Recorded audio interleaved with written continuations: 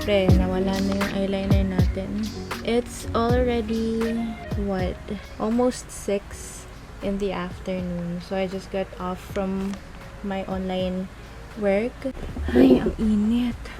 In this video, I just want to share my reading updates and some...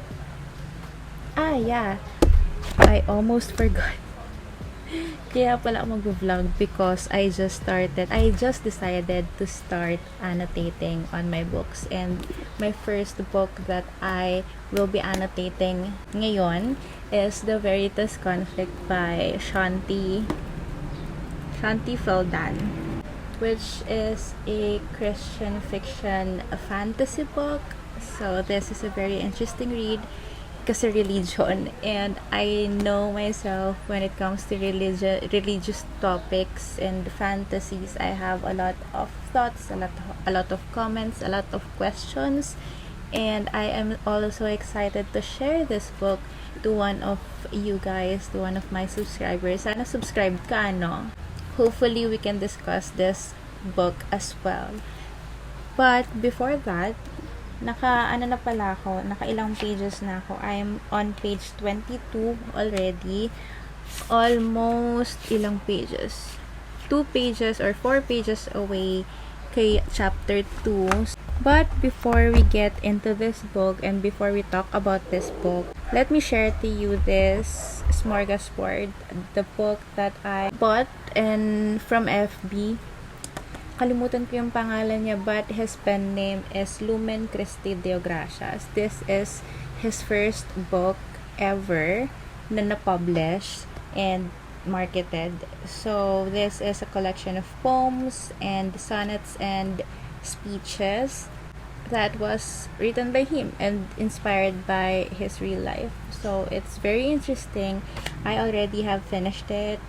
Although, sabi niya, i-review ko daw, and I can share as well with you guys my thoughts about this book. And to be honest, the content, the substance of this book is super nice, very good for a debut book. I just have some comments, siguro maybe a suggestion. You could use another layer or two of editing and proofreading, just to check the wordings and all. So, but generally, this is a very good first book. Although, ito pala, meron pang isa. The cover, it was mentioned here that it is credited from some pages in the internet. And as a lover of art, as an art enthusiast, I would love to see an original work. Maybe not from you, maybe you can commission an artist for your book, kasi this will be your face. Kasi this will be your book's face moving forward. So, pag nakita ko tong painting na to somewhere else, baka magkaroon ng confusion. And also, sa spine, I know this is a very thin book.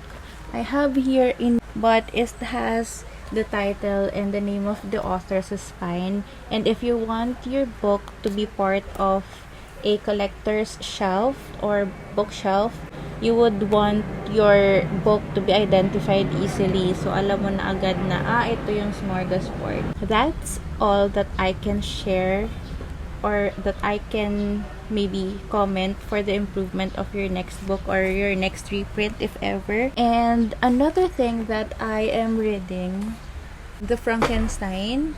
Maybe I could annotate this as well. Nakalimutan ko na actually na binabasa ko siya. Naiwan ko siya sa ilalim ng kama.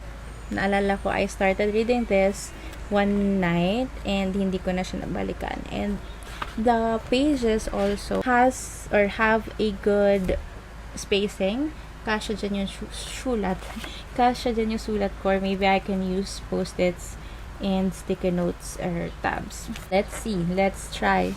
But the main focus here is the Veritas conflict, and I am very much excited to share with you guys. This is, as mentioned, this is a Christian fiction fantasy book there is a mention of Lucifer, God, other archangels, other heavenly beings, hellish beings. Ano bang tawag sa kanila, bes? So here we follow Claire Rivers, who arrived at Harvard as an enthusiastic freshman but is still ill-prepared for the challenges that encounters, and she found herself like working with a godly professor and protected by unseen members of the heavenly host, and then she uncovers another secret. Bottom line, she must decide whether she will risk all by helping to expose and transform the darkness or give into it. So very, very interesting blurb. Although, I'm already on page 22, going 23, pero hindi ko pa nakikita si Claire Rivers. We're still setting the world ng ating libro. I think I should annotate more chapters first. Let's see kung paano yung magiging flow ng annotation ko. But in this annotation process, I am using colored tabs and flags, and I am using post-its for longer notes and thoughts. I also write on the pages directly. I do highlights, I do underlines. Basically, that's it. And kung ano lang yung ma-feel ko so far ngayon, and I'm just having the feel of it and finding the most or the best annotation process or way for myself. That's it for now. I would love to share another book haul with you guys, but medyo mahaba. I tried filming it and then medyo humaba siya, baka hindi maging useful itong vlog na ito. So let's just focus on the annotation part. This will be part of a series. I'm not sure kung 2 or 3 vlog. But I'm definitely sure na hindi ko matatapos itong libro to sa isang vlog. I already tried that. And sana in the future I can do 1 book, 1 reading, 1 vlog. But for now, ayoko munang i-force. And also, I need to finish something for work today because I will be going to the office tomorrow. I won't have enough time to polish everything. And yun lang, I'm so excited for tomorrow. I'm excited for this book. I'll just need to polish my deck and then go back to reading already. Nagugutom na ako. So, see you whenever.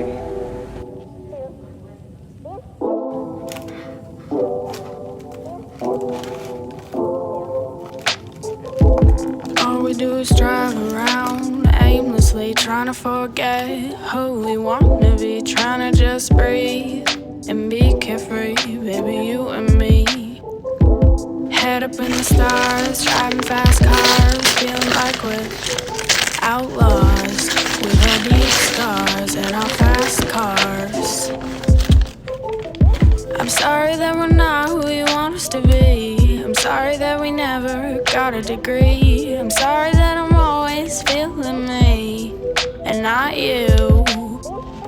I'm sorry that I'm all in my own head. I'm sorry that we never go to bed. I'm sorry that we're driving a little too fast, but wouldn't you?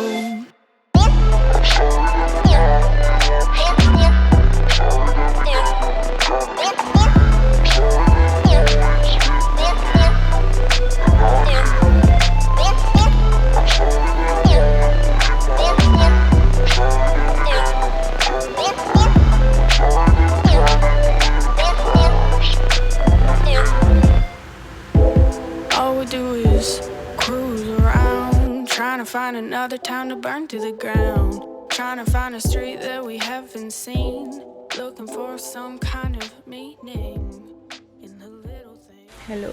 So, if you hear some background noise, it's just our neighborhood. They like renovating their houses. I mean, sana all. Anyways, I just met Claire Rivers, our main character in Veritas conflict. I am already 8 chapters through, tama ba?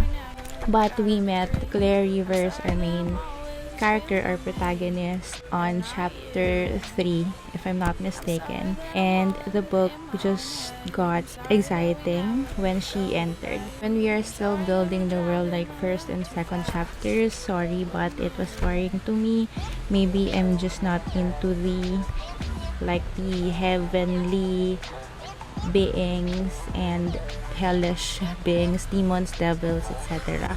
Maybe I'm just not into that. I'd rather watch them on TV or in a film than read about them.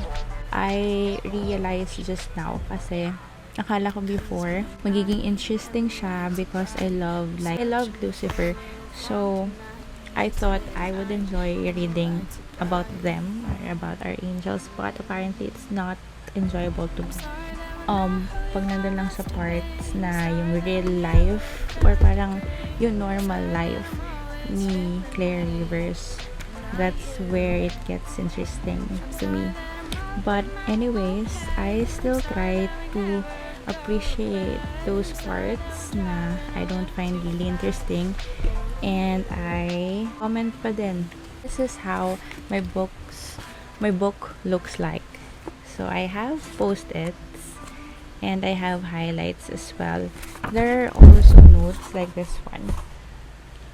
I don't have any color codings on the highlights. Ano lang makuha ko sa annotation pouch ko. I'll let you know kung anong laman ng annotation pouch ko for now. But whenever just I pick up one highlighter, then highlight, so whatever color it is. Una, quotes and other things that I have comments on.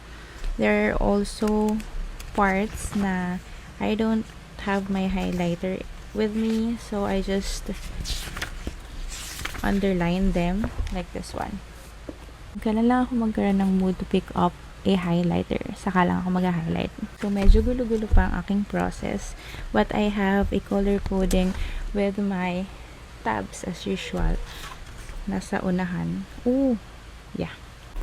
So what we have now is for yellow and green, kasi totoong buhay hindi ko makita yung difference ng yellow and green. So what I do is same meaning lang sila to me, and they're just quotes.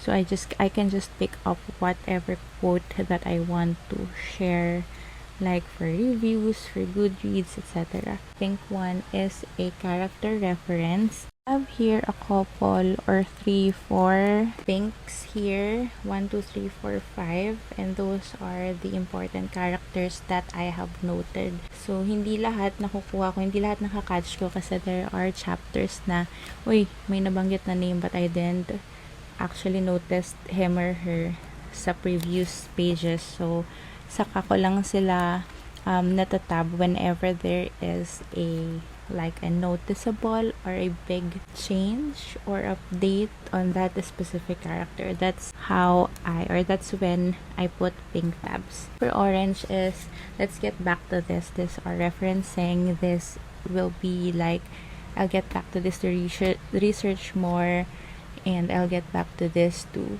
compare this in real life research.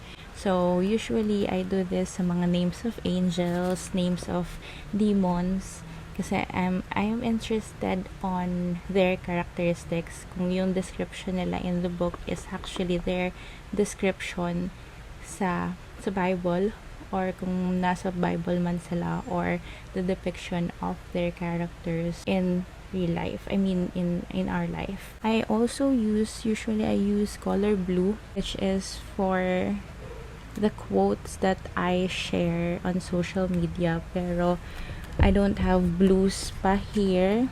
What I have for the quotes is green and yellow, so dun lang ako pipili if ever I want to share something online. And also there is a note here, as you can see, kasi there are verses or Bible verses that was mentioned here sa book na ito na I want to get back to as well. So I'm listing those, and also the books that were mentioned here. I just started that. I just realized na, oo nga, baka it's good to list the books that was mentioned in my readings kasi wala lang, dagdag lang siya sa TBR, but at least there is this, alam mo yung feeling na there is this connection between two separate worlds, two separate stories, tapos yun yung book and it's actually existing in real life, parang ganun. That is the current status of my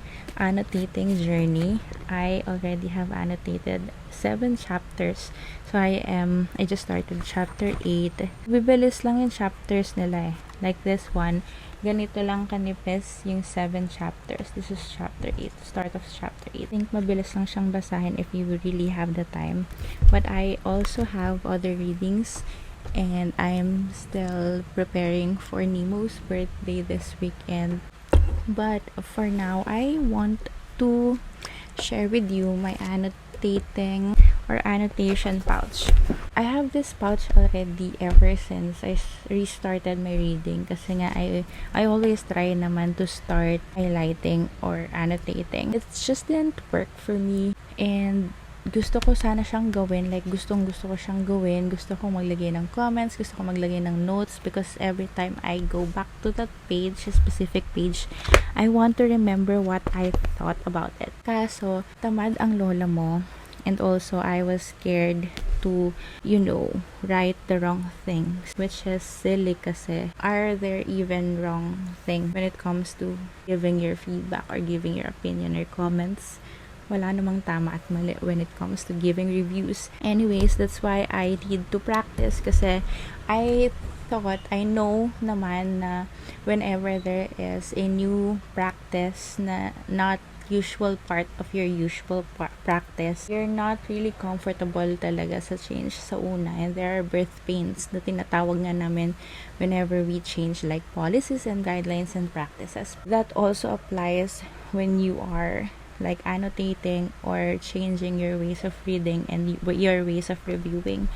And since gusto ko rin naman talagang i-document ang aking mga opinions and comments and reviews, I really want to try it, and let's just feel if this is really for me. If not, edi no. Going back to my annotation pouch. This is a Starbucks pouch ng 2021. I also have the white one, but of course, hindi ko ginagamit si white because it's dumihin. Ito yung inipon ko talaga yung stickers.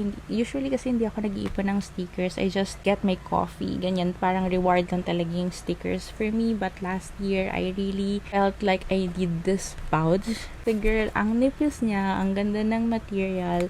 Star yung zipper, ganun ako kababaw. And maganda yung pouch niya and really perfect for my things, for my annotation things or bookish things. So I have here my materials. So what do we have here? Of course, ang ating pinaka-basic ng ating annotations, your tabs. I have quite a lot of tabs here.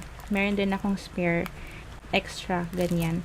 Natanggal na orange dito. Kaya pala, isang piraso na lang siya. Yan. So, meron din akong extra. So, in case na maubusan akong mag-tabs because I am really generous when it comes to tabbing. So, I think nakita nyo naman yung iba kong books na sobrang daming mag-tabs. And also this one, 7 chapters pa lang, ang dami na. I'm not very much matipid sa tabs. I like colorful gillids of our books.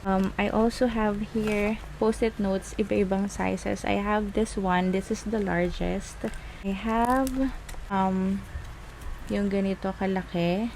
I have smaller sizes for smaller notes. Another extra highlighters. Tabs. I'm so sorry. I also have transparent post-it notes. So this is my smallest post-it notes, pero medyo madulas kasi siya. And it's mapili when it comes to pens and inks. Kung ayaw mo nang nagsismudge na notes, this is not a very friendly post-it for inks and pens. So, this is good when you are... This is okay when ang gamit mo are pencils. Like this one. Hindi siya nagsismudge. Or less yung smudge niya. or yung regular pens lang. So, I have that. I have a larger or bigger size ng transparent or medyo madulas na post-its. I have here the Arabica coaster. I don't know. Kung nag-Arabica ka na and you are a reader, I think you also have this one. At least one. I have two. Nawawala ko ng isa. So, I use this as bookmark. So, that's my extra bookmark. I have salon pads here. Kasi pagka nagbabasa ako outside, like in a public place, my neck is just like, pag laging nakaganyan. And it's not really okay. I have pala here, pocket size stand lang ng phone. So, whenever I watch YouTube or BookTube or Netflix, ayan, I have the stand. So, very useful yan. Ilang beses ko na rin yung nagagagamit. So, these are the pens. Yun lang yung laman. Yeah. So, sa pens that I usually bring, I have here tatlo eh. Ginamit ko kasi yung isang highlighter. And so, I have my highlighters, the usual Stabilo. Although si Stabilo is kind of sobrang ma-ink and there are book pages that are very thin and nagbi-bleed siya on the next page. So, I don't really like using this for thin pages. This is not very friendly. These are unbranded, I think. Or hindi ko lang nabasa yung kanilang brand sa lalagyanan nila. So, I bought this. This is a 6-piece highlighter set that I bought from Divisoria Best. Ayan. So, currently, this is what I love using. 6-piece siya and the colors are kind of like, ano bang tawag sa ganitong color? Pakita ko sa inyo yung when you use it on paper. Always naman depende yung bleed or yung ink or yung contrast ng colors ng highlighters nyo will depend on the type of paper that you are writing it onto. So, if you are using like a pad, ganito lang siya ka-light. Yan. So, when it comes to books like this one, yung ating ina-annotate ngayon, medyo makapal yung colors niya.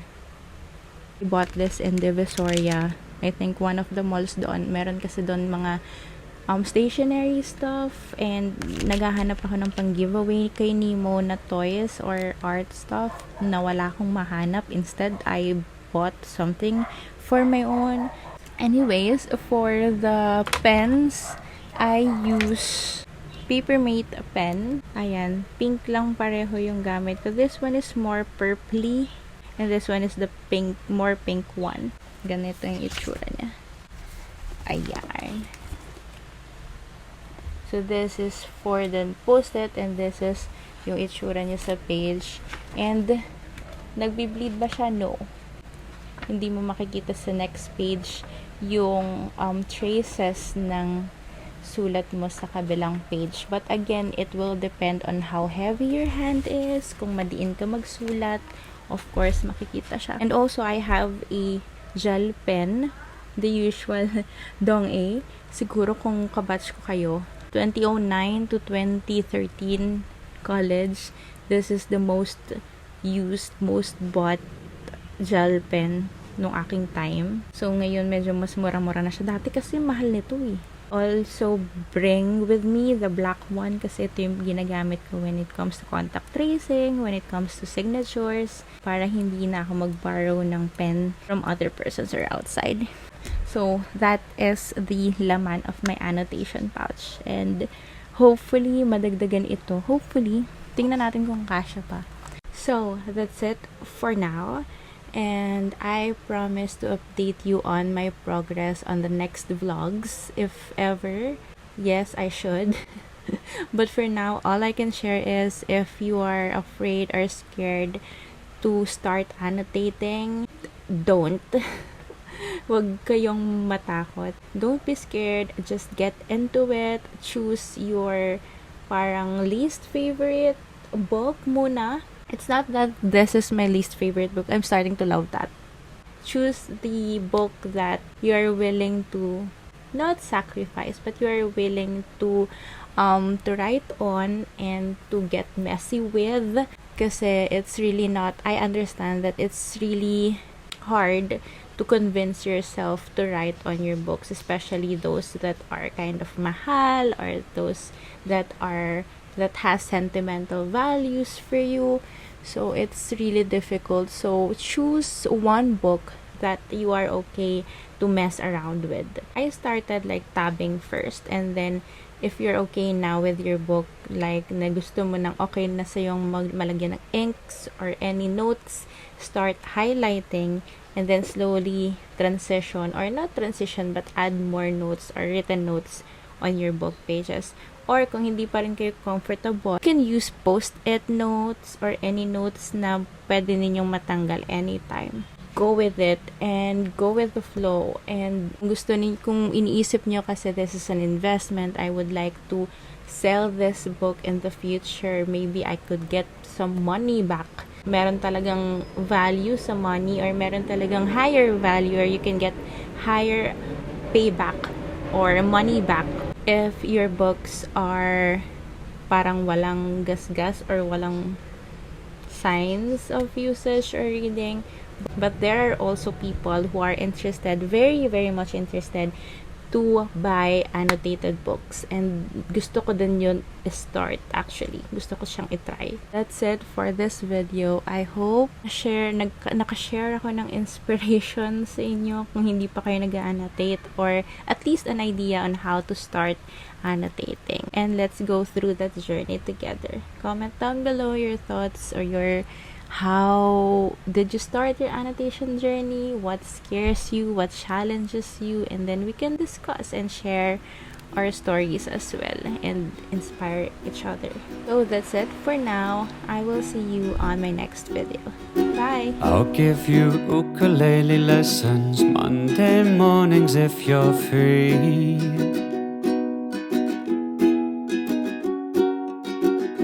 Can go to wherever we like. There's so much out there to see.